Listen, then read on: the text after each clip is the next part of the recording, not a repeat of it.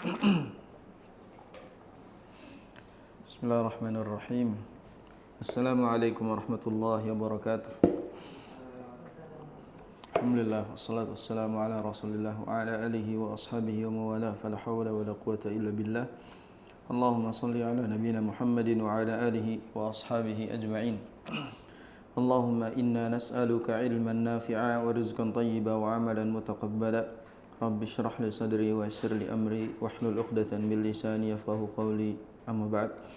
Alhamdulillahi rabbil alamin. Segala puji bagi Allah alladzi bi ni'matihi tatimmu shalihat, yang dengannya kita masih bisa menyempurnakan ketaatan kepadanya, yang dengan kenikmatannya kita masih bisa melanjutkan ketaatan. Semoga Allah tidak hentikan kenikmatan itu sehingga kita bisa terus mempertahankan ketaatan kita kepadanya, dan semoga kenikmatan tidak melalaikan kita dalam berbuat taat kepada Allah Subhanahu wa taala. Amin ya rabbal alamin. Insyaallah kita akan melanjutkan masih pada pembahasan ad-du'aul ladzi la yurad, yaitu doa yang tidak akan ditolak. Dan kita masuk pada perkara yang ke-8, yang mana ini masih bagian dari adab doa, yaitu rangkaian isi doa. Bisa dibilang sebenarnya rangkaian isinya sudah selesai, namun sekarang gimana caranya agar si rangkaian ini Allah terima gitu. Jadi bisa dibilang ini after doanya. Jadi kalau sebelumnya itu persiapan sebelum doa, sampai nanti pas ketika doa gimana caranya, isinya seperti apa, nah ini setelahnya. Gimana doa yang barusan kita baca itu bisa Allah terima dan tidak tertolak gitu. Ini masuk pada perkara yang ke-8 sampai penulis mengatakan qala al-muallif faqahullah at-taubatu wal istighfaru baina yaday ad-du'a. Kita selalu bertaubat dan beristighfar ketika kita berdoa.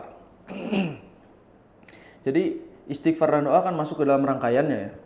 Dan makna lainnya adalah kalau ingin doa kita dikabulkan dan tidak ditolak, setelah itu kita juga harus banyak bertaubat ketika melakukan dosa. Sebab di antara penghambat dikabulkannya doa adalah dosa-dosa kita. Ya, di antara penghambat dikabulkannya doa adalah dosa-dosanya kita. Makanya jangan nyalahin doa kita yang lambat, namun dosa kita yang memperhambat gitu. Namun dosa kita yang memperhambat doa itu yang akhirnya apa? Tidak langsung diijabah oleh Allah Subhanahu wa taala. Makanya seberpengaruh itu dosa kita. Makanya taubat dan istighfar itu sangat penting dalam masalah doa. Kata penulis, fa inna dzunuba minal mawani'i wal hawajiz. Minal mawani'i wal hawajizi al mu'aththirati ala ijabati du'a. Karena sesungguhnya dosa-dosa itu merupakan salah satu penghalang yang sangat mempengaruhi ijabatnya doa. Itu dijawabnya doa. Jadi salah satu penghalang dalam terijabahnya doa adalah dosa-dosa kita. Sehingga kalau setelah doa kita ingin doa kita dikabulkan, perbanyak meminta ampun kepada Allah Subhanahu wa taala pada setiap perbuatan kita.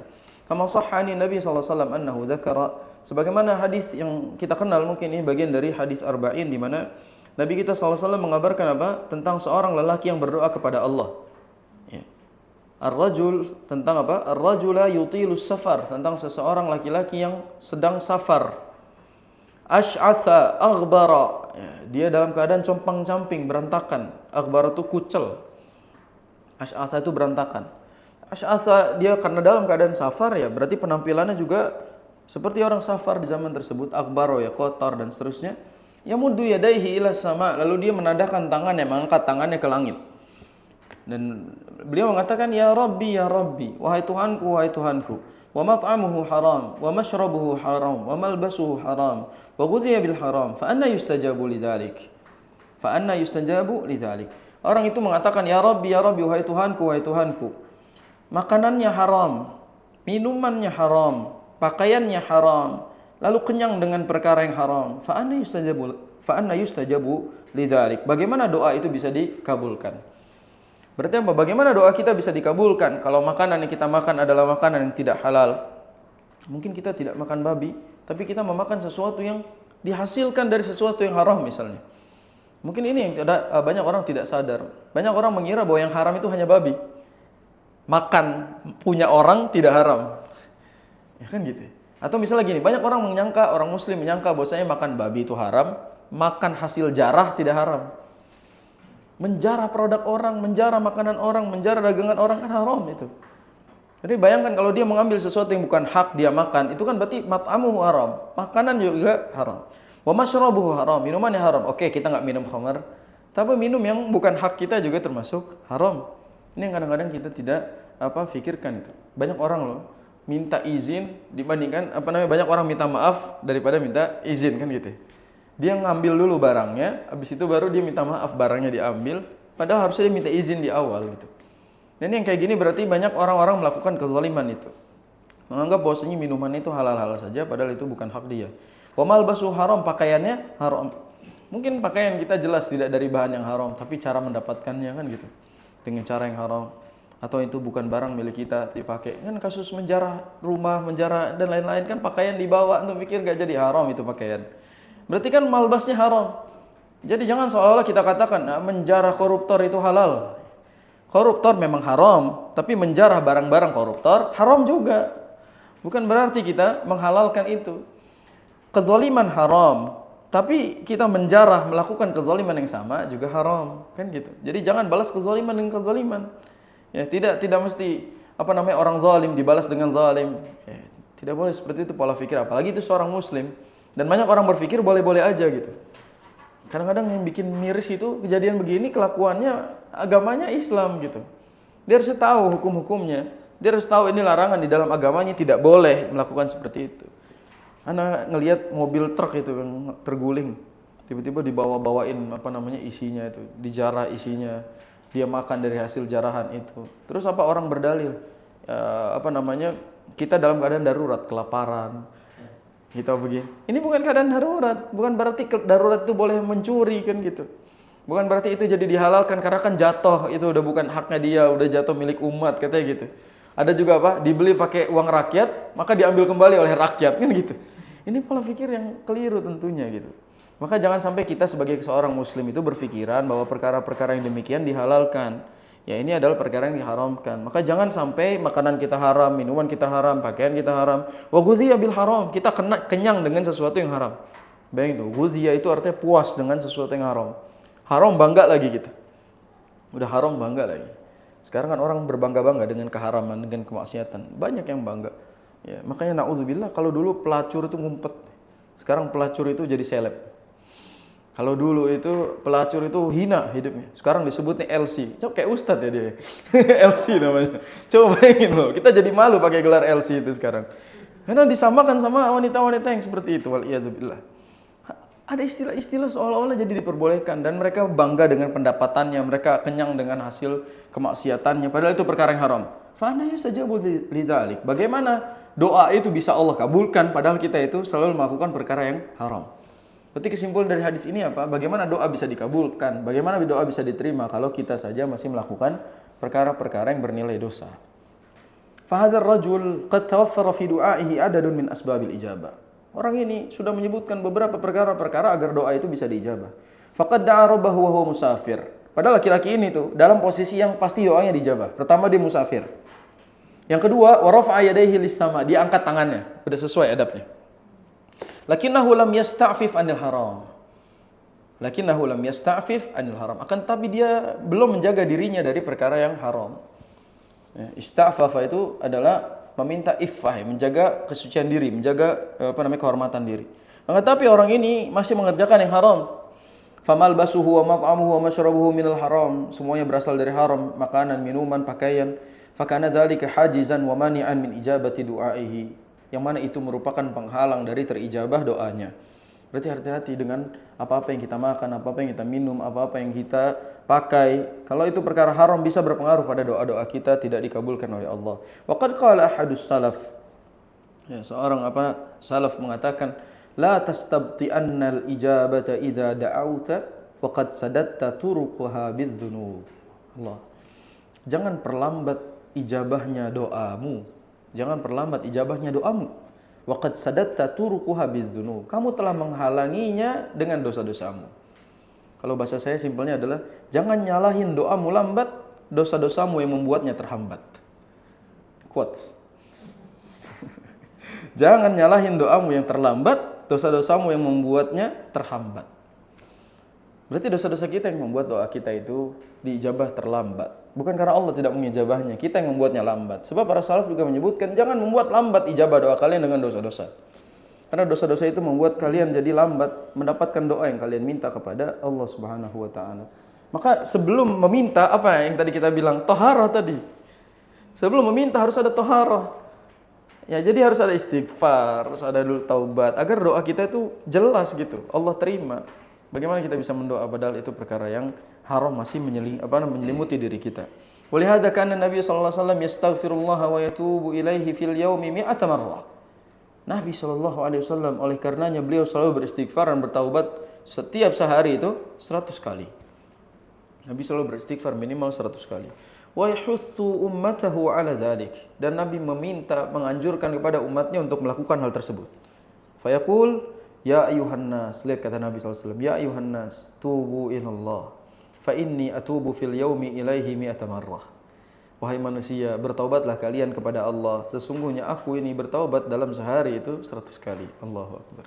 Nabi kita sallallahu alaihi wasallam itu sudah diampuni dosanya ma taqaddama wa ma ta'akhkhar.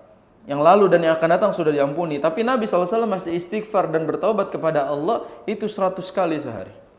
Jangan pakai dalil ini dengan mengatakan Nabi sholat taubat 100 kali. Nggak ada yang bilang sholat taubat. Nabi bertaubat itu maksudnya Nabi beristighfar, memohon ampun atas dosanya minimal 100 kali. Adapun angka 100 tentu Nabi kita sallallahu alaihi wasallam pasti lebih dari itu. Tapi kenapa Nabi sebut 100? Ini adalah angka yang menjadi patokan. Minimal seorang hamba adalah 100. Ya, kita yakin pasti Nabi SAW lebih dari itu. Jadi apakah kalkulasi Nabi itu 100 itu beneran tepat, Nabi hanya 100, ngajarin 100 gitu. Nabi memotivasi kita memperbanyak dengan angka segitu. Makanya ini bukan soal kuantitasnya. Ini soal kualitas, bagaimana Nabi memperbanyak istighfar dalam satu hari.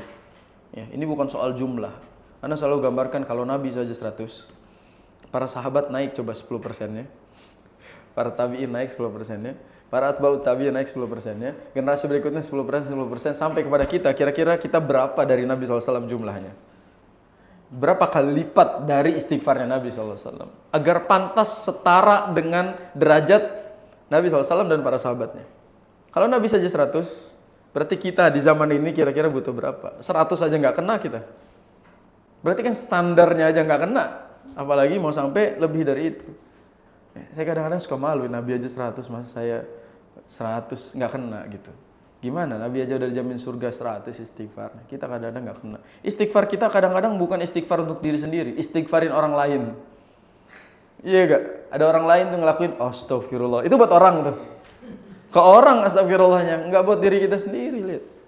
Ada orang ini kita istighfar. Ya, jadi seolah-olah istighfarnya bukan taubat tapi buat komentarin kesalahan orang lain. Itu keadaan kita begitu.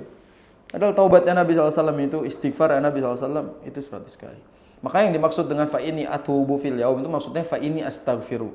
Ini maknanya. Atubu di situ maknanya adalah astaghfiru. Aku beristighfar.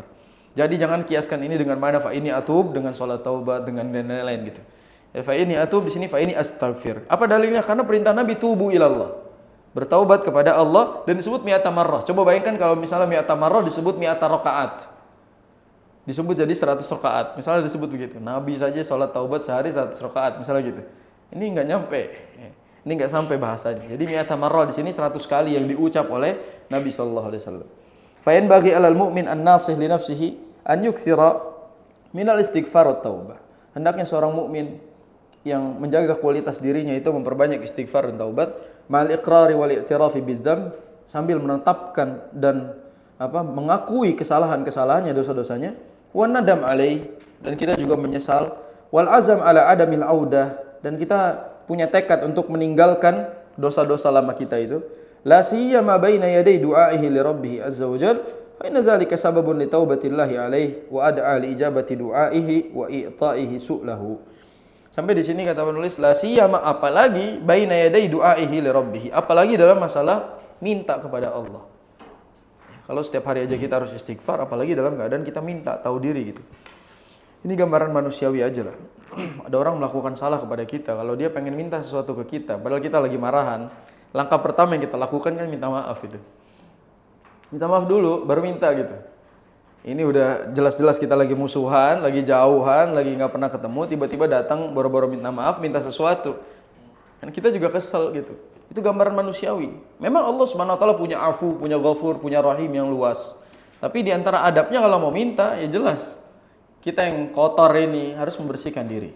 Kita yang banyak dosa ini harus membersihkan dirinya. Ini penulis ini sebutkan syarat taubat ya. Jadi taubat itu memenuhi syarat ini baru diterima, yaitu apa? Iqrar wa i'tiraf bidzamb. Itu apa? Menyesali dosa yang lama, mengakui dosa yang lama, menyesal. Yang berikutnya tekad, berusaha untuk tekad agar kita tidak kembali ke dosa yang lama. Itu di antara syarat kalau kita mau diterima taubatnya. Pasang diri kita, kita ngaku salah, kita nyesel, kita pasang tekad untuk tidak kembali lagi ke dosa yang lama. Nah, berikutnya masuk pada perkara yang ke-9, yaitu al-ilhahu fid du'ai wa adamu isti'jalil ijabah. Hal ini masuk pada bagian juga adab-adab after doa ini. Masih terusan yang di atas.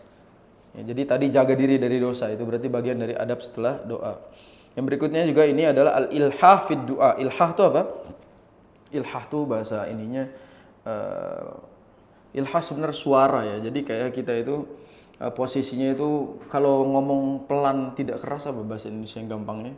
Al-ilhahu fid du'a itu perlahan lah kita sebut. Perlahan ketika berdoa dan tidak terburu-buru agar diijabah. Itu definisinya. Ya, ilhah itu suaranya yang pelan banget gitu. Bukan bentak gitu. Itu namanya ilhah. Saya saking nyari diksi bahasa Indonesia yang tepat itu susah dalam bahasa Arab. Bahasa Arab tuh ilhah tuh bukan cuma pelan, karena pelannya soal intonasinya. Jadi kayak merendahkan suara ketika minta kepada Allah Subhanahu wa taala. Itu ilhah. Wa ada musti'jali al-ijabah, dan jangan terburu-buru agar cepat diijabah. Ya, jangan minta cepat-cepat supaya dikabulkan gitu. Sabar. Gitu, dalam berdoa itu perlu sabar. Fa'an Abi Hurairah radhiyallahu an qala Nabi sallallahu alaihi wasallam yustajabu li ahadikum ma lam ya'jal. Dikabulkan doa kalian ketika kalian tidak tergesa-gesa. Yaqulu qad da'awtu rabbi falam yustajab li. Ada orang mengatakan apa? Aku telah berdoa kepada Allah tapi belum dikabulkan juga. Lihat, ini berarti enggak sabaran orangnya. Saya udah doa tapi belum dikabulin. Kayak orang mau berdoa lagi dia bilang, "Ya Allah, yang kemarin ya Allah. Yang kemarin dulu ya Allah," gitu. Ini dia enggak sabaran. Doa aja, hari kemarin doa, hari ini doa, besok doa dengan doa yang berbeda, silakan. Ya jangan lagi yang kemarin aja belum ya Allah, misalnya gitu. Saya bingung minta apa lagi, yang kemarin saja belum dikabulkan. Ini berarti dia termasuk apa? Isti'jal. Termasuk dia tergesa-gesa di dalam berdoa. Jadi ilhah itu harus kita tahu diri lah dalam meminta gitu. Famin adabid du'a al-azimah, ini di antara adab dalam berdoa adalah al-ilhahu bit talab. Kita berusaha apa? Sabar gitu, perlahan memintanya kepada Allah Subhanahu wa taala, perlahan. Wa tikrarud du'a, bukan harokatnya salah, itu harus wa tikrar du'a. Wa tikrarud du'a itu mengulang-ulang doa. Wa mudawamatus su'al, dan konsisten di dalam meminta kepada Allah Subhanahu wa taala. Ma'a taharri al-awqati al-fadilah, sambil kita cari-cari waktu yang mustajab dalam berdoa. Faman admana qara'al abwab ausyaka an yuftah lahu. Allah, ini kata-kata Masya Allah. Faman admana qara'al abwab ausyaka an yuftah lahu. Orang yang sering terus mengetuk ya kepada Allah Subhanahu wa taala, itu ada kemungkinan nanti dibuka oleh Allah Subhanahu wa taala. Jadi kalau kita ngetuknya cuma sekali, cuma 2 kali, cuma 3 nggak konsisten, itu mungkin bisa tidak diijabah. Tapi kalau kita ngetuknya berkali-kali, nanti kita mendapatkan jaminan akan diijabah oleh Allah Subhanahu wa taala di salah satu ketukannya. Jadi kalau doa dengan 1 poin diulang, itu malah lebih dekat dikabulkannya dibandingkan beragam doa gitu, kita minta setiap hari beda-beda, misalnya beragam doanya, itu malah mungkin lebih lama dikabulkan oleh Allah. Tapi satu yang konsisten, Masya Allah, itu berarti bagian dari keistiqomahan, mudawamah kita dalam berdoa. Misalnya ada laki-laki, dia suka banget sama ini perempuan ini. Banyak laki-laki suka banget sama perempuan ini. Walaupun dia tahu diri dia nggak bakalan dapat perempuan itu dengan kualitasnya begini, tapi dia terus berdoa kepada Allah.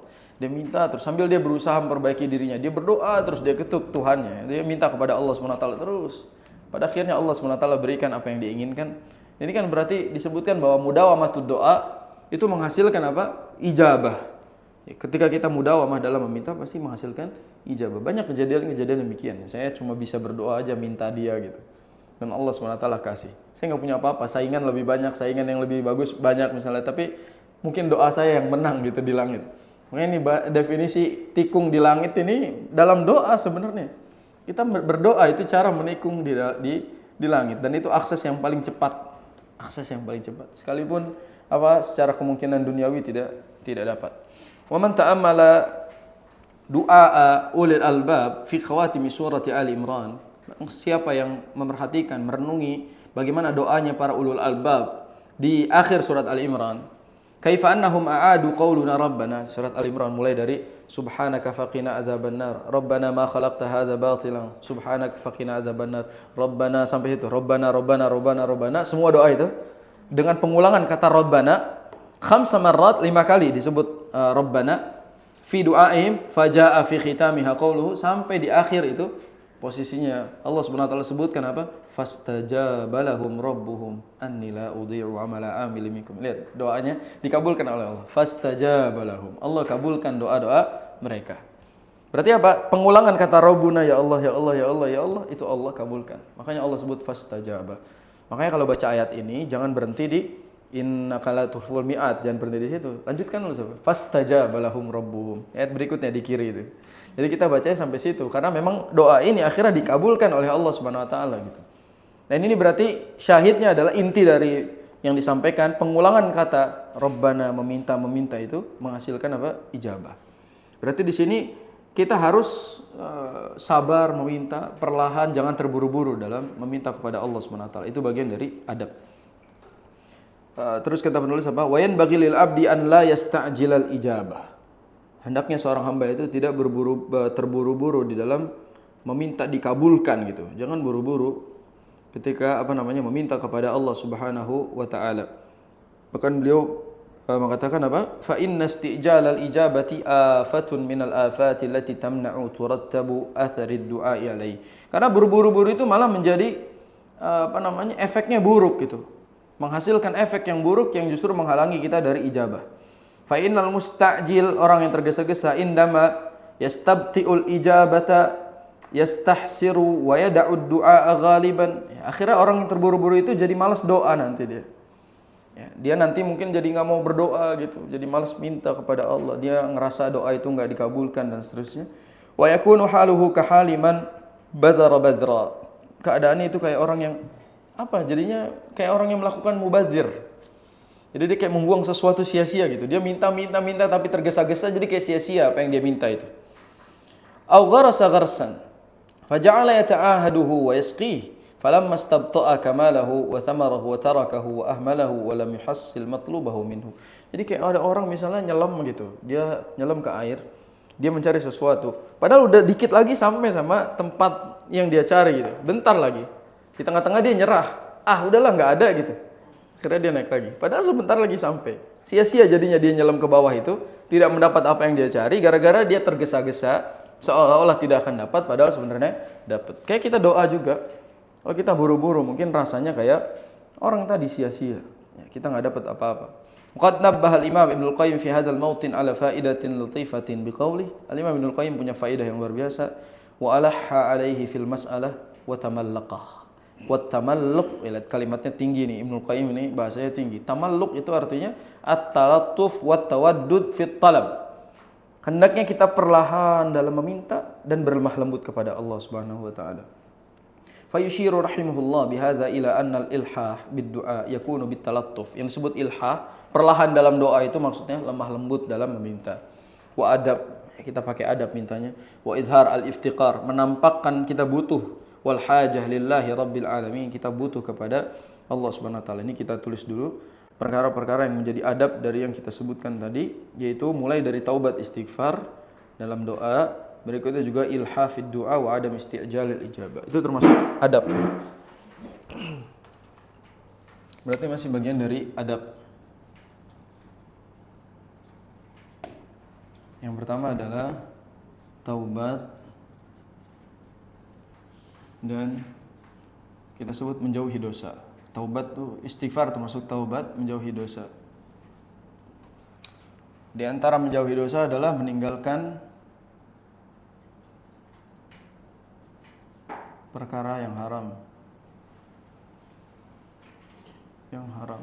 Ini yang disebut sebagai meninggalkan dosa. Karena keharaman sesuatu perkara yang haram bisa membuat doa tidak dijabah. Berikutnya ilhah, yaitu perlahan dan tidak tergesa-gesa minta dikabulkan. Ya, nikmati setiap kata yang kita ucapkan karena itu bagian dari yang disebut sebagai ilhah. Ya. Jadi ilhah itu ilhah. Dan ilhah di sini definisinya adalah lemah lembut, beradab, terus juga iftiqar. Ini bagian dari ilhah. Ya kita ilhah dalam berdoa perlahan di sini maksudnya adalah lemah lembut kalau minta, jangan buru-buru, jangan ngegas gitu kan. Beradab, iftiqar, harus merasa butuh, jangan minta itu kayak nantang gitu. Ya, karena iftiqarnya kita itu mengarah pada dikabulkannya doa. Itu bagian dari adab yang kita sebutkan barusan. Ini penting, kadang-kadang orang tuh ngegas gitu kalau minta. Ngegas, banyak yang ngegas begitu. Anak baru kemarin lihat video ada orang di kuburan minta duit. Teriak-teriak, marah-marah doanya. Gimana? Pertama dia doanya di kuburan, kedua minta duit dan marah-marah, kan begitu. Aneh. Ini kadang-kadang orang nggak jelas. Minta sesuatu kepada Allah dengan nominal, terus marah-marah mintanya, teriak-teriak mintanya di tempat yang salah. Kira-kira bisa dikabulkan atau enggak gitu? Kan ini definisi tabzir itu sendiri. Dia buang-buang tenaga gitu.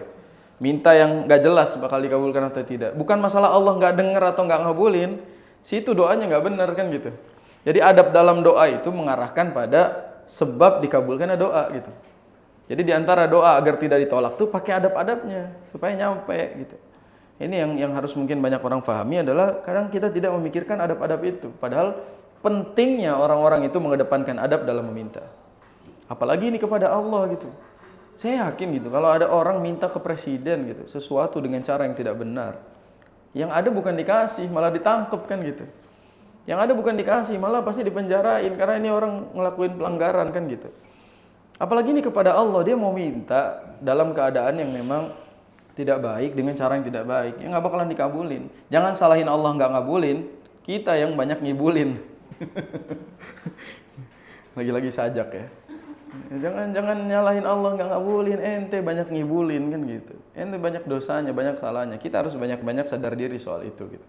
Jadi agak malu dikit lah gitu untuk meminta sesuatu dengan cara yang salah, tidak benar itu. Betul Allah pasti mengijabah semua doa, tapi ingat cara-caranya. Masuk ke perkara yang ke-10. Penulis sebutkan an yajma'a fi du'aihi bainar raghbah war rahbah. Ya. Jadi an yajma'a fi du'a itu dalam doa harus terkumpul antara raghbah dengan rahbah. Ini sebelumnya pernah kita bahas ya. Jadi dalam doa harus terkumpul antara harap dengan takut. Harap doa kita dikabulkan dan takut juga ada dosa-dosa kita yang menyebabkan doa itu tidak dikabulkan. Jadi harap dan takut harus ada dalam doa. Al-jam'u bainar raghbati war rahbati amrun muhimmun lil ghayah fi babid du'a wa fi ghairihi minal ibadat. Semua perkara harus ada ar-raghbah war rahbah dalam segala ibadah. Fa innal mu'min yanbaghi an yakuna fi ibadatihi bainar raghbati war rahbah. Dalam masalah doa juga seorang mukmin itu harus berada dalam antara raghbah dengan rahbah. Wa bainal khauf war raja. Antara harap dengan takutnya. Walihada lamma dzakarallahu azza wa jalla qasasan nabiyyin alaihi salam. Ketika Allah menyebutkan kisah-kisah para nabi fi suratil anbiya, ya, dalam surat Anbiya Allah sebutkan kisah-kisah dan doa para nabi itu. Wa kaifa anjahum, bagaimana Allah menyelamatkan mereka minal kurubi wal mihan, dari segala macam musibah dan bencana, gitu kan. Khatama dzalika, Allah menutup semua itu biqaulihi, dengan firman-Nya azza wa jalla, innahum kanu yusari'una fil khairat wa yad'unana raghaban wa rahaba wa kanu lana khashi'in. Para nabi itu sampai akhirnya dikabulkan oleh Allah Subhanahu wa taala doa-doanya, sampai Allah muliakan, Allah selamatkan mereka dari bencana-bencana itu. Kenapa? Innahum kanu yusari'una fil khairat. Mereka itu selalu berlomba-lomba, bersegera dalam kebaikan. Jadi jangan pengen cepat dikabulin padahal kita juga tidak memenuhi panggilan Allah dengan segera. Wa yad'unana raghaba wa rahaba. Mereka selalu berdoa dalam dua keadaan ini, antara raghaba dengan rahaba, antara harap dengan takut selalu ada dalam dirinya. Wa kanu lana khashi'in, dan mereka selalu tunduk kepada Allah. Mereka selalu tunduk kepada Allah Subhanahu wa taala. Berarti kalau doa apa yang dikabulkan, contoh mereka ini, para anbiya yang kisahnya sudah Allah abadikan. Ya, bersegera memenuhi panggilan Allah. Terus kita juga berdoa antara harap dan takut, dan kita juga tunduk kepada Allah Subhanahu wa taala. Fa yajma'una fi du'aihim bainar raghbah war rahbah. Lihat dijelaskan. Ar-raghbah hiya at-tama' fima indallahi azza wa jalla. Fayas'alu ad-da'i rabbahu wa huwa tami' fi fadlihi wa mannihi subhanahu wa ta'ala. War-rahbah hiya al-khauf. Ya, tadi definisinya sama yang Anda jelaskan. Ar-rahbah itu al-khauf min ghadabihi wa min alimi iqabihi. Jadi raghbah itu di situ adalah harapnya, bentuk syukurnya kepada Allah atas segala nikmat yang Allah kasih. Nah, kalau rahbah itu adalah ketakutannya kepada Allah. Rasa takutnya atas murka Allah, atas azab Allah Subhanahu wa taala, atas iqabnya, itu rahbah. Jadi kita harus berada di dua ini. Jangan cuma takut, jangan juga cuma berharap, sehingga antara kedua ini menyebabkan kita jadi selamat. Wa inna ma dzakarallahu subhanahu wa ta'ala min sifatil mu'minin al-kummal. Tatkala Allah Subhanahu wa taala sebutkan sifat mukmin yang sempurna adalah walladzina yu'tuna ma atau wa qulubuhum wajilah. Itu orang-orang yang berhati wajilah. Wajilah itu adalah tengah-tengah antara raghbah dengan rahbah. Allah sebutkan orang-orang yang selalu menerima apa yang mereka dapatkan dan hati mereka selalu dalam keadaan di antara raghbah dengan rahbah. Itu disebut wajilah. Fahum yajtahiduna fil ibadah linailil matsubati min rabbil alamin. Mereka selalu berusaha untuk beribadah untuk dapat pahala dari Allah, ridha dari Allah. Wa ma'a dzalika qulubuhum khaifah.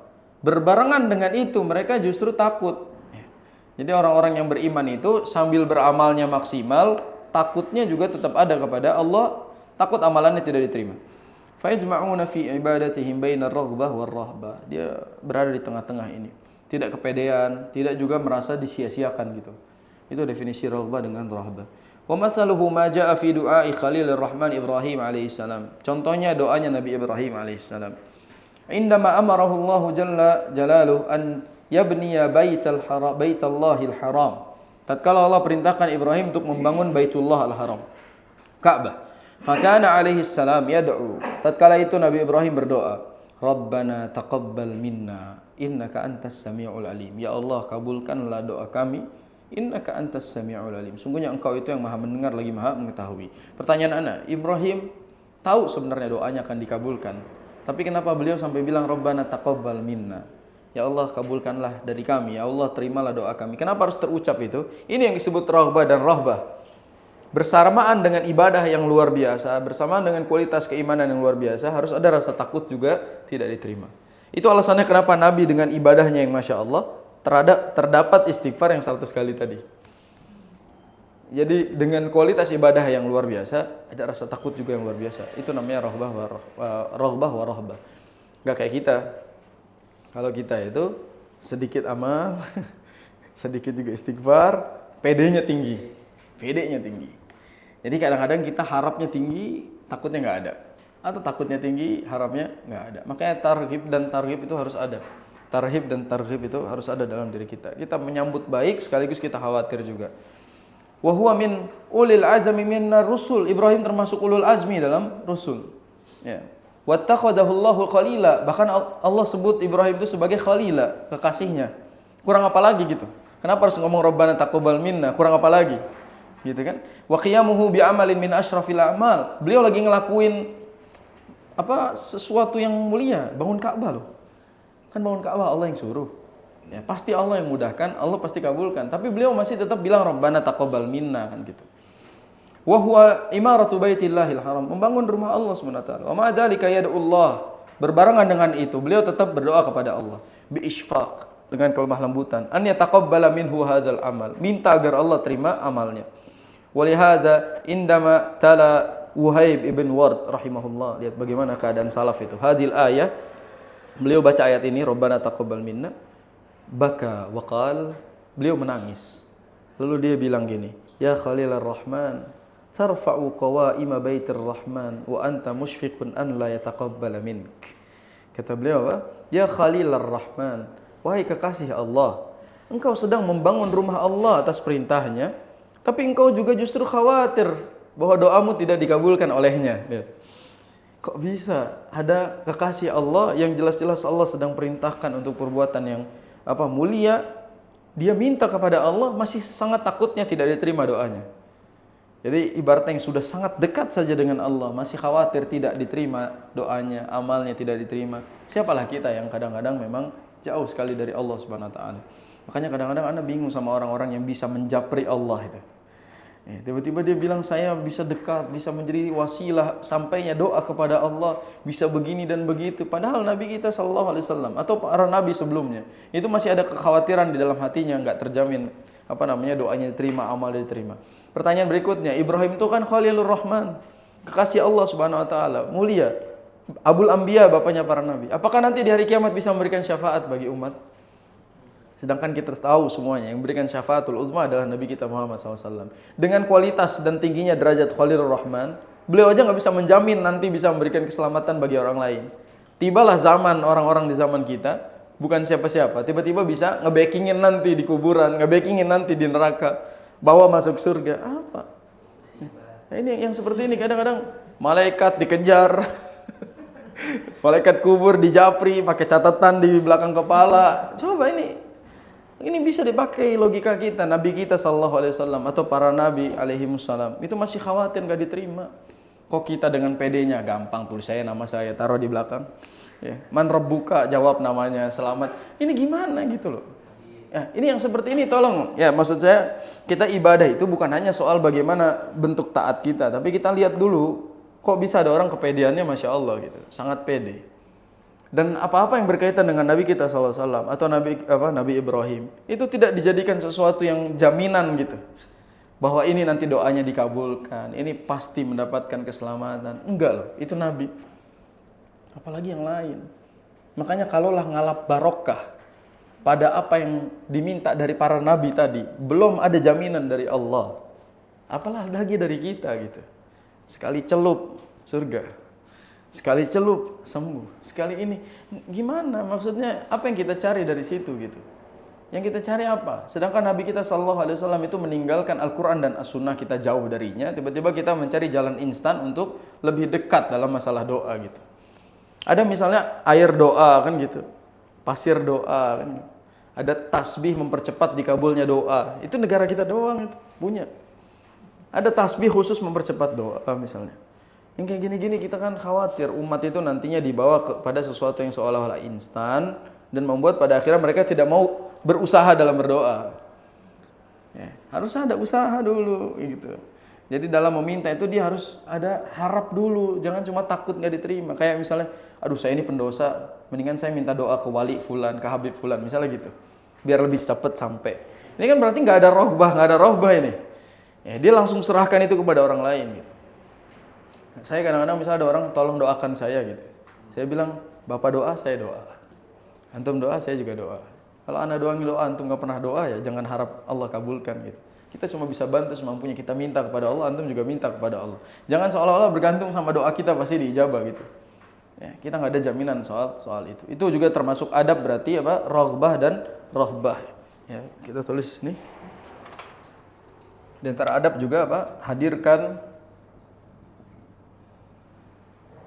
harap diterima dan takut tidak diterima. Ini harus ada di antara itu. Jadi saat kita minta, kita berharap ya Allah tolong terima, di waktu yang bersamaan kita takut, kita berusaha melakukan apapun agar jangan sampai doa kita tidak diterima oleh Allah Subhanahu wa taala. Ini disebut harus ada harap dan ada takut. Orang yang menyerahkan langsung kepada pihak lain itu berarti dia tidak berharap. Tidak tahu bahwa Allah itu memberikan kesempatan buat dia. Pun kalau dia juga langsung menyerahkannya kepada orang, berarti dia takut bahwasanya apa yang dia minta itu tidak diterima oleh Allah Subhanahu wa taala. Maka ini harus ada dua-duanya, jangan sampai kita terlepas dari roghbah dan rahbah. Bahkan dalam semua ibadah harus ada ini. Salat misalnya. Salat kita harus ada harap salat kita diterima, tapi takut juga jangan sampai kepedean gitu. Semua ibadah ini kita harus hadirkan antara harap dengan takut. Perkara yang ke-11 adalah ini yang penting juga yang berkaitan sama apa yang barusan saya sebutkan, yaitu tawassul. Perkara yang 11 makanya langsung karena nyambung ini pembahasannya, yaitu at-tawassul. Tawassul ini banyak orang salah paham soal tawassul dalam berdoa. Penulis bilang at-tawassul lillahi subhanahu wa ta'ala bi asma'ihi wa sifatihi wa tauhidihi. Bertawassul dengan nama-nama dan sifat Allah yang mulia dan mentauhidkannya. Jadi tawassul itu ada syarat. tawasul yang diterima, ada tawasul yang tidak diterima. Tawasul secara bahasa artinya apa? Menjadikan perantara. Jadi yang kita bahas bahwa menjadikan sesuatu sebagai perantara dari doa kita. Sehingga tawasul ini menjadikan perantara, kita harus lihat tawasul mana yang syar'i dan tawasul mana yang syirki. Antara syar'i dengan syirki. Jadi antara tawasul syar'i dengan tawasul syirki, kita harus berhati-hati. Kalau syirki kita tinggalkan, syirik. Tapi kalau yang syar'i boleh kita amalkan. Tawasul yang syar'i ada berapa? Tawasul syar'i itu kurang lebih ada 3. Tawasul yang syar'i. Yang pertama adalah tawasul dengan asma'illah wa sifatihi. Bertawasul dengan nama-nama dan sifat Allah. Contoh, Ya Razzaq urzuqna. Ya, misalnya Ya Rahman irhamna. Ya Ghaffar ighfir dzunubana. Itu nama tawasul dengan nama-nama Allah Subhanahu wa taala. Wahai Allah yang Maha Pemberi rezeki, tolong limpahkan rezeki kepada kami. Itu namanya tawasul dengan nama-nama Allah dan sifat-sifatnya. Dengan mentauhidkan Allah. Itu tawasul yang pertama. Tawasul kedua, tawasul dengan amal soleh. Diri sendiri. Harus ditegaskan disclaimernya. Amal soleh diri sendiri, bukan amal soleh orang lain. Amal soleh diri sendiri. Misalnya kita dalam keadaan kepepet gitu. Terus kita bilang, ya Allah, waktu itu ada orang dalam keadaan kepepet, saya bantu semampu saya dan dia alhamdulillah mendapatkan solusi dari apa yang saya bantu. Sekarang saya sedang kepepet ya Allah. Tolong berikan solusi sebagaimana saat itu saya menjadi solusi bagi dia. Itu tawasul terhadap amal diri sendiri. Jadi kisah yang sama seperti yang 3 pemuda terkurung dalam goa itu. Yang pernah kita bahas di kitab yang lain. Yaitu sampai terbuka batunya, mereka tawasul dengan amal-amal solehnya. Sehingga Allah kabulkan doa mereka. Berarti boleh kita berdoa, ya Allah, kemarin saya punya uang pas-pasan, tapi saya kasih semuanya ke orang tua saya, ya Allah. Sekarang saya butuh banget. Tolong berikan, misalnya gitu. Itu boleh tawasul terhadap amal soleh kita kepada orang lain. Tapi kita sendiri jangan bilang gini, ya Allah dengan kesolehan Kiai Fulan, dengan kesolehan Ustadz Fulan, misalnya begitu. Saya minta, kan yang soleh dia bang gitu. Yang soleh itu dia, bukan kita. Jadi kita tawasul itu dengan amal kita, bukan amal orang. Jadi jangan dengan kesolehan Ustadz ini misalnya, saya meminta keberkahannya. Ini misal tempat duduk Anda gitu, antum duduk di sini gitu. Dengan ini, dengan tempat duduknya gitu, berwasilah dengan, nggak bisa. Dengan air misalnya, dengan bekas air ini, berharap jadi pinter.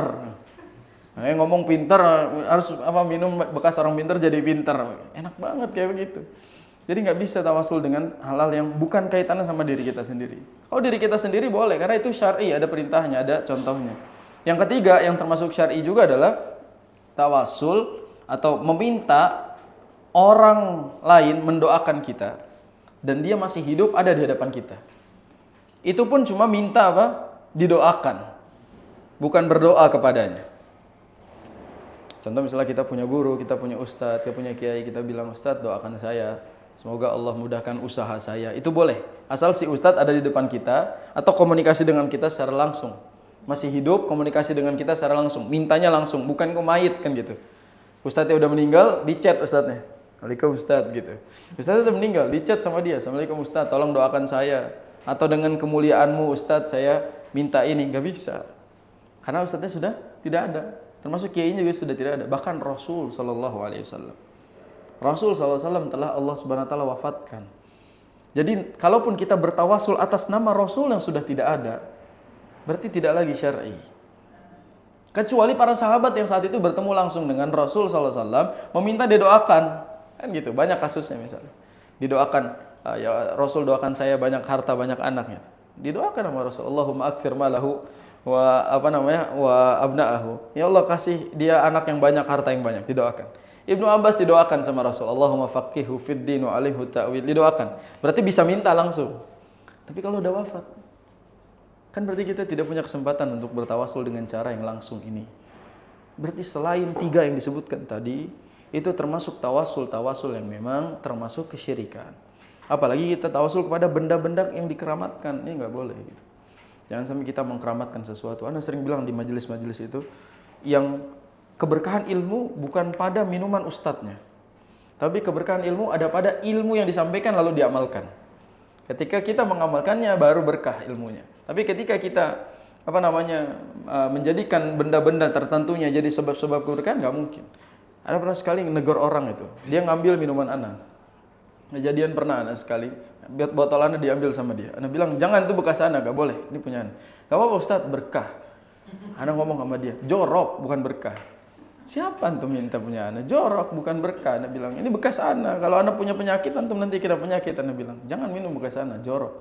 Gak apa-apa kan berkah gini-gini. Gak ada berkah. Berkah itu amalkan. Tadi antum kajian dengar apa? Amalkan itu. Baru berkah ilmunya. Anda bilang, minuman jorok. Anda bilang, kiai bukan, ustadz bukan, ente ambil ngapain gitu. Nih, orang soleh juga bukan. Kan gak ada kerjaan. Anda bilang. Jadi kadang-kadang kayak gitu sering terjadi gitu. Anda juga kadang nggak tahu minuman-minuman tersisa itu dipakai buat apa kadang-kadang di kajian itu. Jadi dijual belikan nggak tahu gitu.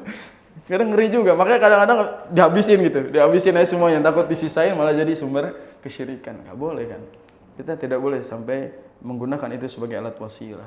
Maka yang kita tulis dulu bahwa tawassul di sini di antara adab juga adalah tawassul syar'i, ya. Kita tidak sebutkan yang syirki, kita sebutkan yang syar'i. Orang kalau udah tahu tawassul yang syar'i, dia tinggalkan yang syirki. Nggak perlu dijelaskan mana yang syirki. Ya. Ada 3. Yang pertama adalah dengan asma dan sifat Allah. Sifat Allah. Jadi kata wa dalam wasifat artinya dan, ya. Jadi jangan asma dan wasifat Allah. Dan wasifat Allah. Asma dan sifat Allah. Berikutnya apa? Amal saleh pribadi, bukan punya orang. Jadi nggak ngambil privilege orang lain. Berikutnya apa? Minta didoakan oleh yang masih hidup dan ada atau langsung. Contoh misalnya kita minta doa ke ibu, ke orang tua, kan tawassul juga gitu. Pertanyaannya gini, emang nggak bisa minta sendiri? Bisa. Tapi kita tahu doa mereka itu mustajab kan gitu. Kita minta doa sama orang tua kita, kan kita bisa minta sendiri. Kenapa bertawasul ke orang tua? Ini boleh. Karena tawasul seperti ini diperbolehkan, apalagi mintanya ke orang tua. Kadang kita ke orang tua nggak minta, ke kiai minta. Orang tua, ibu di rumah minta doanya gitu. Dia doa yang diijabah, doa walid buat walatnya itu mustajab. Sehingga minta sama mereka bagian dari tawasul yang diperbolehkan. Kalau memang tidak mau pakai nomor 2 dan nomor 3, nomor 1 pakai nama Allah SWT dalam doa-doa kita gitu. Ini berarti yang diperbolehkan. At-tawassul ila Allah azza wa jalla bi asma'ihi wa sifatihi yu'tabar min a'zamil wasaili fi ijabati ad-du'a. Wa qad amara Allah subhanahu wa ta'ala bihi faqala walillahil asma'ul husna fad'uuhu biha. Allah yang suruh. Allah Subhanahu wa taala itu memiliki nama dan sifat nama-nama yang baik, maka berdoalah dengannya. Berdoalah dengannya. Berarti dengan sifat-sifat dan asma Allah yang husna itu kita berdoa dengannya. Makanya ya hayyu ya qayyum bi rahmatika astaghits dicontohin sama Nabi itu. Berarti semua doa-doa itu kita berusaha mempraktikkannya. Lalu beliau bilang walihadza kanat amatul ad'iyah al-ma'thurah anin Nabi sallallahu alaihi wasallam wal anbiya qablahu tashtamilu ala tawassul ila Allah. Lihat, banyak doa-doa para nabi itu, doanya Nabi sallallahu alaihi wasallam menggunakan tawassul dengan sifat dan nama Allah Subhanahu wa taala, bi asma'ihi wa sifatihi. Fayashtamilu du'a'u ala ma yunasibuhu min asma'illahi azza wa jalla wa sifatihi.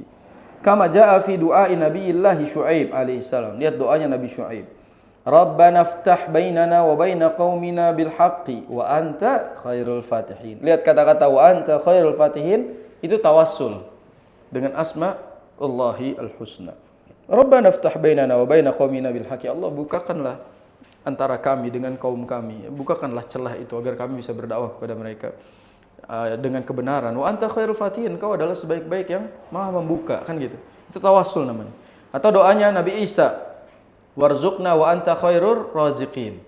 Ya, berikanlah kami rezeki karena engkau adalah sebaik-baik pemberi rezeki. Atau wa kana min du'ain Nabi SAW alladhi 'allamahu li Abi Bakar, atau doa yang diajarkan oleh Nabi kepada Abu Bakar. Ini penting nih. Doa ini Nabi SAW ajarkan kepada Abu Bakar. Allahumma inni zalamtu nafsi zulman katsira. Ya Allah, aku menzalimi diriku dengan kezaliman yang banyak. Wala yaghfirudz dzunuba illa anta, dan tidak ada yang bisa mengampuni dosa-dosa kecuali Engkau. Faghfirli maghfiratan min indik, maka ampunilah aku dengan ampunan yang ada di sisimu. Warhamni innaka antal ghafurur rahim, dan sayangilah aku karena sesungguhnya engkau adalah maha pengampun lagi maha penyayang. Lihat, Nabi saja masih bertawassul dengan asmaullahi al-husna. Innaka antal ghafurur rahim. Berarti kalau ada kata-kata innaka anta itu sebenarnya tawassul bi asmaillahi al-husna. Bal kana Nabi sallallahu alaihi wasallam yu'allimu ummatahu an yatawassalu ila Allah subhanahu wa ta'ala bi umumi asma'il husna. Bahkan mayoritas hadis dari Nabi sallallahu alaihi wasallam itu berisi tentang tawassul ini dengan asma'ullahi al-husna. Faqala sallallahu alaihi wasallam, hadisnya panjang. Ma asaba ahadan qat hammun wala hazan.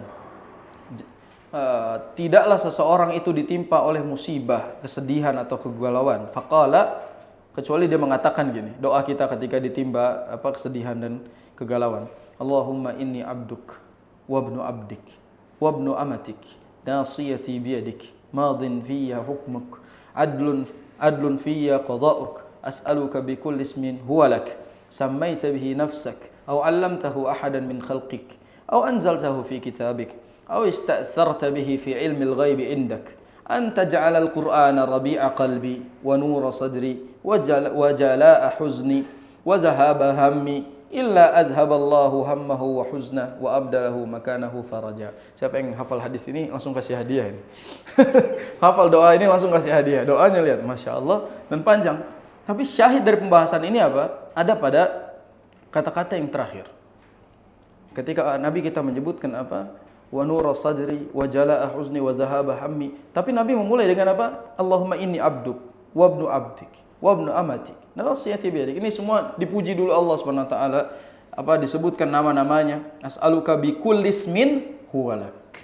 Aku memohon kepadamu dengan segala nama yang layak untukmu. Berarti Nabi juga bertawassul atas nama tersebut. Samaita bihi nafsak. Yang mana engkau sendiri yang menamai dirimu dengan nama-nama tersebut. Jadi nama Allah itu yang menamakan Allah sendiri. Allah sendiri yang menetapkannya. Tidak boleh ada yang lainnya. Au 'allamtahu ahadan min khalqik, atau engkau yang ajarkan nama-nama tersebut kepada makhlukmu. Au anzaltahu fi kitabik, atau apa yang kau turunkan dalam kitab-kitabmu. Au ista'sarta bihi fi ilmil ghaibi indak, atau yang engkau berikan dalam ilmu ghaib. Anta ja'alal Qur'an. Inti doanya apa? Ini, anta ja'alal Qur'an. Ini inti doa. Jadi sebelumnya tawassul. Hendaknya ya Allah jadikanlah Quran itu sebagai cahaya hati, cahaya ini penerang, lalu juga menjadi penyebab hilangnya kesedihan dan lain-lain. Maka doa ini menyebabkan orang jadi hilang rasa sedihnya. Faqila ya Rasulullah, ala nata'allamuha? Wahai Rasulullah, tidaklah kami mempelajarinya? Kata Rasulullah SAW, bala yanbaghi liman sami'aha an yata'allamaha. Ayo loh.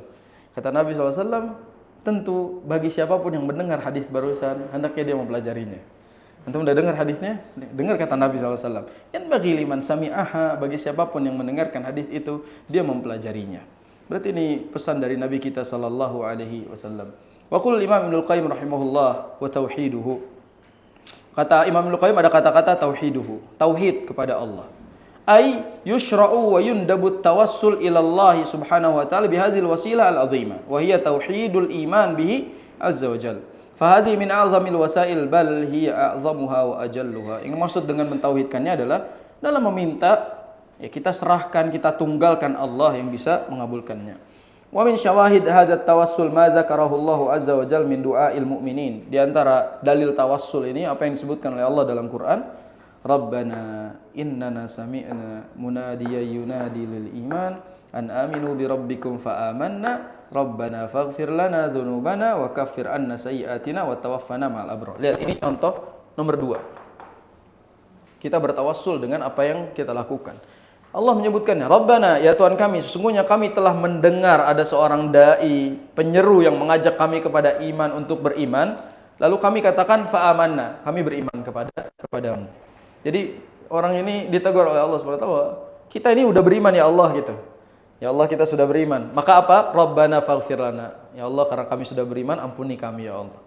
Dan hapuskan segala kesalahan kami, dan wafatkanlah kami bersama orang-orang yang baik. Berarti kan sama ya, kita doa dengan kebaikan kita, ya Allah saya sudah beriman, saya sudah begini, tolong begini, kan gitu. Itu ya tawassul yang diperbolehkan. Lalu kalimat terakhir kata penulis, walamma sami'a an-nabi sallallahu alaihi wasallam rajulan yaqul, ketika Nabi mendengar seorang laki-laki berkata, Allahumma inni as'aluka anni ashhadu annaka antallah, la ilaha illa anta al-ahad as-samad alladhi lam yalid wa lam yulad wa lam yakul lahu kufuwan ahad. Faqal laqad sa'alta Allah bil ismi alladhi idza su'ila bihi a'ta wa idza du'iya bihi ajab. Masya Allah. Ini Nabi SAW pernah dengar seorang laki-laki berdoa kepada Allah, Allahumma inni as'aluka anni ashhadu annaka antallah. Ya Allah, aku meminta kepadamu yang mana aku bersaksi bahwasanya tidak ada yang berhak diibadahi kecuali Engkau ya Allah. La ilaha illa anta. Al-Ahad, Engkau yang Maha Esa. As-Samad, tempat bergantung. Alladzi lam yalid wa lam yulad. Yang mana tidak melahirkan dan tidak dilahirkan. Walam yakul lahu kufuwan ahad, dan tidak ada yang semisal yang denganmu. Faqala, kata Rasulullah sallallahu alaihi wasallam, laqad sa'alta Allah bil ismi alladzi idza su'ila bihi a'ta. Sungguh engkau telah meminta kepada Allah dengan nama yang kalau kamu minta dengannya kamu pasti dikasih. Dan kalau kamu berdoa kamu pasti diijabah. Berarti penting kita sebut nama Allah dalam doa-doa kita itu. Berarti tawassul dengan asmaullahi al-husna wa sifatuhul ulia itu termasuk bagian dari tawassul yang syar'i dan bisa kita gunakan di dalam setiap doa-doa kita. Itu berarti perkara penting yang harus kita benar-benar aplikasikan. Baik, cukup. Kita lanjut pada perkara yang ke-12. Karena ini ada 13 perkara, kita masuk pada perkara yang ke-12 dalam pembahasan ad-du'a alladzi la yurad. Ini juga masih seputar adab ya. Berarti dihabiskan seputar adab semuanya sampai selesai karena memang syaratnya sudah di awal. Terus juga berikutnya adalah adab. Rangkaiannya sudah, sekarang masih dalam masalah adab. Al-amru tsani asyar yang ke-12 adalah at-tasadduq baina yaday du'a. Yaitu jujur terhadap doa yang kita minta. Atau tasadduk di sini bukan makna tasadduk jujur saja, tapi dalam segala macam ibadah, ikuti doa kita dengan ibadah gitu. Ikuti doa kita dengan segala bentuk ibadah. Karena di sini penulis bilang as-shadaqah, bukan soal sidqnya, as-shadaqah. Jadi di antara sebabnya adalah tasadduk, ketika kita berdoa, ikuti doa kita dengan perbuatan-perbuatan, baik jujur atau beramal dan lain-lain. Itu disebut tasadduk. Asal katanya sama, shadaqah. Tapi di sini maknanya adalah kita bersedekah atau beramal. Ikuti amal kita dengan sedekah gitu maksudnya. As-sadaqatu laha sya'nun 'azim. Sedekah itu memiliki kedudukan yang agung. Waqad sahha an Nabi sallallahu alaihi wasallam annahu qala, ada hadis dari Nabi, sadaqatus sirri tudfi'u ghadabar rabb. Hadis dari Nabi. Sedekah yang sembunyi-sembunyi itu bisa memadamkan murka Allah. Jadi sedekah yang sembunyi-sembunyi bisa memadamkan murka Allah. Ibadah yang terang-terangan dan sembunyi-sembunyi diterima, ya sedekah. Sedekah itu terang-terangan diterima, sembunyi juga diterima. Dua-duanya diterima. Itu sedekah. Tapi bedanya soal kualitas tentunya. Wala syakka anna zawala ghadabir rahman jalla jalalu 'anil abdi sababun li ijabati du'aihi. Ya, kita memadamkan murka Allah Subhanahu wa taala itu adalah sebab agar doa kita diijabah. Wa yata'u su'lahu, agar kita mendapatkan permintaan yang kita minta kepada Allah. Jadi tasadduk di sini adalah dalam doa kita ikuti dengan amal. Ya, wa hiya aidan min jumlatil a'malis salihah allati yushra' lil mu'min an yatawassal biha ila Allah. Dan begitu banyak amalan lain yang memang termasuk ke dalam amalan-amalan disyariatkan. Jadi kalau doa, ikuti doa itu dengan amalan. Ada kejadian kemarin, Anda baru ingat. Jadi ada tetangga lagi sakit, syafahullah, semoga Allah sembuhkan beliau. Lagi sakit, lalu istrinya tanya, Ustaz kira-kira apa yang harus saya lakukan? Doa apa yang harus saya baca buat suami saya? Suaminya koma lah gitu posisinya. Kita kasih tahu ini doanya begini-begini, terus Anda bilang, ada amalan mungkin yang bisa dilakukan. Pertama, coba minta ridha sama semua teman-teman dekatnya. Minta ridha, mungkin minta maaf, minta ridha, boleh jadi ada kezaliman dan lain-lain yang membuat mungkin itu menjadi efeknya. Yang kedua, coba berusaha sedekah dengan niat pahalanya itu untuk fulan gitu. Jadi sedekah coba untuk mengikuti doa-doa yang kita minta kepada Allah. Ikuti doa dengan sedekah itu. Lalu dia coba amalkan gitu, perlahan dia lakukan. Karena memang doa yang kita minta harus diikuti dengan kejujuran doa itu sendiri. Orang yang jujur dalam berdoa, dia ikuti dengan amalan gitu. Jadi ketika doa itu jujur, dia pasti ikuti doa itu dengan amalan-amalannya. Maka sedekah yang tadi itu bisa membuat doa-doa tadi lebih dekat dikabulkan oleh Allah SWT. Jadi Anda sering kalau misalnya diminta nasihat kalau orang sakit terus gimana, selain doakan, ikuti dengan amalan-amalan. Banyak minta maaf aja deh. Boleh jadi mungkin pemberatnya adalah kezaliman kita kepada banyak orang. Yang kedua adalah tadi mungkin sedekah. Perlu kita gunakan sedekah itu. Dan sedekah itu bukan hanya soal apa? Ngasih uang gitu. Tapi banyak sedekah-sedekah lain. Ya kasih makanan dan seterusnya itu juga sedekah. Dan sedekah itu tidak dipanjer ya, atau tidak ditarif gitu. Bebas semampu kita, tidak ditarif. Dan sedekah itu tidak ada kaitannya sama yang namanya kaitannya ibadah-ibadah seperti yang diyakini orang sekarang. Sedekah untuk punya mobil, sedekah untuk apa, sedekah gitu misalnya. Dikait-kaitkan. Antum kalau mau punya mobil sedekah kan gitu misalnya. Mau punya ini sedekah. Enggak gitu maksudnya. Jadi sedekah itu yang kita cari tudfi ghadaba ar-rabb. Kita memadamkan murkanya Allah dengan sedekah itu. Itu tujuan orang bersedekah, bukan untuk memperkaya dirinya sendiri. Ya, antum beres 10 juta, Anda bacain Fatihah secara khusus kan gitu. Antum kasih Anda 10 juta, Anda bacain Fatihah secara khusus. Ini sedekah untuk Rasul katanya kan gitu. Nah, ini bukan sedekah tentunya. Ini bukan sedekah, karena sedekah itu tujuannya kepada Allah, bukan soal kepada personal. Perkara terakhir yang ke-13 yaitu taharri al-ad'iyah allati akhbara Nabi sallallahu alaihi wasallam anna du'a ma'aha mustajab. Nah, makanya kata taharri al-ad'iyah itu maksudnya mengikuti doa-doa yang Rasul baca. Jadi di antara doa yang tidak tertolak adalah ikutin doanya Rasul. Karena kan Rasul dijabah doanya. Ikutin aja doanya Rasul kan gitu. Fal muslimu idza taharra hadhihi da'awat al-ma'thurah, itu doa-doa yang ma'thurat yang memang ada dalam nas hadis, wa da'a biha bisidqin wa iqbal, dia doa dengan jujur, dengan memenuhi panggilan Allah, wa ilhah ma istihdari jami'il umuri sabiqah, dengan mengikuti segala yang sudah disebutkan di atas, fa inna du'aahu la yakadu yuraddu abada. Ini doa insyaallah pasti diijabah, tidak mungkin ditolak. Wa min amsalati hadhil ad'iyah qaulun Nabi sallallahu alaihi wasallam, di antara contoh doa adalah da'watu Dhinnun idz da'a wa huwa fi batnil hut. Doanya siapa ini? Doanya Nabi Yunus. Tadi yang sudah kita contohkan. Ikuti doa ini. La ilaha illa anta subhanaka inni kuntu minadh dhalimin. Ikuti doa ini. Fa innahu lam yad'u biha rajulun muslimun fi syai' qad illa istajaba Allahu lah. Nabi kasih jaminan. Kalau kita baca doa ini, doanya Nabi Dhinnun, itu Nabi Yunus, kita baca, maka tidaklah seseorang membaca doa ini kecuali akan diijabah doanya. Wa an Anas bin Malik radhiyallahu anna Nabi sallallahu alaihi wasallam sami'a rajulan yaqulu fi du'aihi.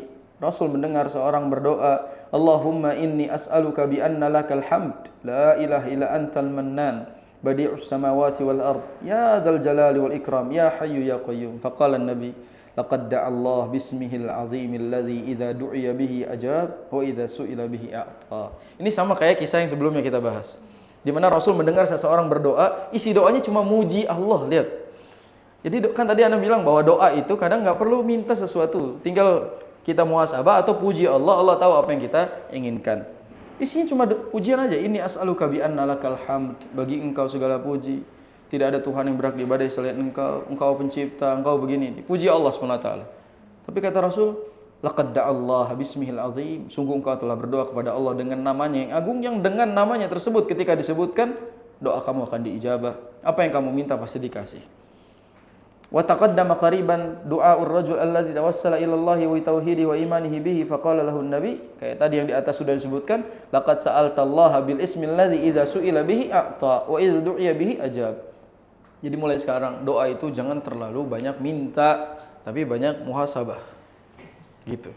Intinya setelah ini kita banyak muhasabah, banyak memuji Allah, pasti Allah tahu apa yang sedang kita inginkan. فهذه جملة الضوابط والآداب في الدعاء التي أوردها الإمام ابن القيم رحمه الله فينبغي على كل مسلم أن يجتهد في تحريها في دعائه فإنها متى ما اجتمعت فيه فإنه كما ذكر الإمام ابن القيم رحمه الله فإن هذا الدعاء لا يكاد يرد أبدا. Ini adalah perkara-perkara seputar syarat, seputar adab. Dhawabit artinya ketentuan. Al-adab itu maksudnya adab. Jadi ini adalah ketentuan doa, adab-adab dalam doa yang disebutkan oleh Imam Ibnul Qayyim, yang mana bagi setiap muslim hendaknya berusaha untuk menghadirkannya dalam doa. Karena setiap kali terkumpul semua ketentuan dan adab-adab ini dalam doa kita, sebagaimana disebut oleh Imam Ibnul Qayyim, fa inna hadzal du'a la yakadu yuraddu abada. Ini doa hampir tidak akan ditolak. Untuk melihat Ibnul Qayyim bilangnya hampir, bukan pasti. Hampir tidak akan ditolak. Karena ada kemungkinan ditolak. Karena yang ngomong kan ya manusia biasa, sehingga ini tidak menjadikan maksum perkataan beliau. Beliau mengatakan hampir, apalagi beliau mengutipnya hadis, bukan pendapat sendiri. Hampir tidak akan ditolak. Lalu beliau tutup, wa nas'alullah, Syekh Abdul Razak menutup dengan doa, wa nas'alullah ta'ala an yusliha lana dinana alladhi huwa ismatu amrina, wa an yusliha lana dunyana allati fiha ma'ashuna, wa an yusliha lana akhiratana allati ilaiha ma'aduna, wa an yaj'ala al-hayata ziyadatan lana fi kulli khair, wal mauta rahatan lana min kulli syarr. Wallahu ta'ala a'lam wa sallallahu ala nabiyina Muhammadin wa ala alihi wa sahbihi ajma'in. Ini doa yang luar biasa nih. Anak kalau baca doa ini tuh lengkap banget doa ini gitu. Doanya adalah nasallallahu ta'ala yusliha lana dinana. Kita minta kepada Allah agar Allah perbaiki urusan agama kita, yang mana itu merupakan inti dari urusan kita. Dan semoga Allah juga perbaiki seluruh urusan dunia kita, yang mana itu merupakan kehidupan kita. Allah perbaiki urusan hidup dunia karena itu termasuk mata pencarian hidup kita. Wa an yusliha lana akhiratana, dan agar Allah memperbaiki akhirat kita, urusan akhirat kita karena itu tempat kita kembali. Wa an yaj'ala hayata ziyadatan lana fi kulli khair. Ya Allah, jadikanlah kehidupan kita itu tambahan kebaikan. Wal mauta rahatan lana min kulli syarr, dan jadikanlah kematian sebagai tempat istirahat kita dari segala keburukan. Wallahu taala a'lam wa sallallahu ala nabiyina Muhammadin wa ala alihi wa sahbihi ajma'in. Maka dengan ini selesai pembahasan ad-du'aul ladzi la yurad. Semoga setelah ini doa kita tidak tertolak dan diterima oleh Allah Subhanahu wa taala. Subhanakallahumma bihamdika asyhadu an la ilaha illa anta astaghfiruka wa atubu ilaik. Kurang lebihnya mohon maaf kalau dari awal banyak salahnya. Semoga Allah ampuni dan bisa dimaafkan. Assalamualaikum warahmatullahi wabarakatuh.